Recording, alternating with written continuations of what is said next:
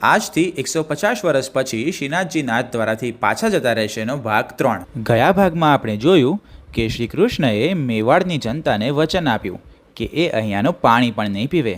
આજે પણ પાણી યમુના નદીથી આવે છે। ગૌશાળામાં ગાગર ભરાય છે અને સવારે 4 વાગે દ્વારપાલ એ ગાગર મંદિરમાં લાવે છે અને એનો જ ભોગ પણ બને છે।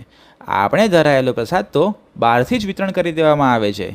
આપણે જોયું હતું કે ઠાકોરજી અહીંયા કોઈ કારણવશ આવ્યા છે, તો એ કારણ છે મીરાબાઈના ચચેરા બહેન અજબ કુંવર બાઈસા।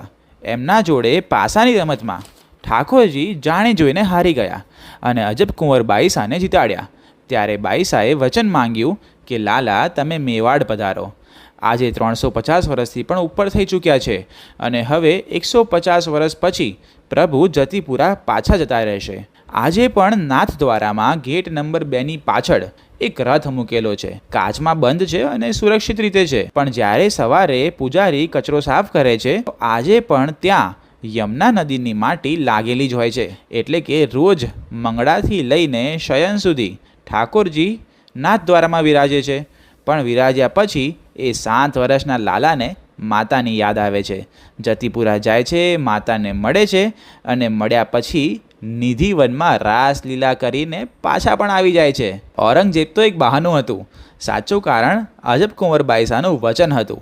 હા, જો તમારે ઔરંગઝેબની વાર્તા સાંભળવી છે તો મેં પહેલાં પણ કહેલી છે, પણ ફરી સાંભળવા માટે વાર્તા એવું કોમેન્ટમાં લખો।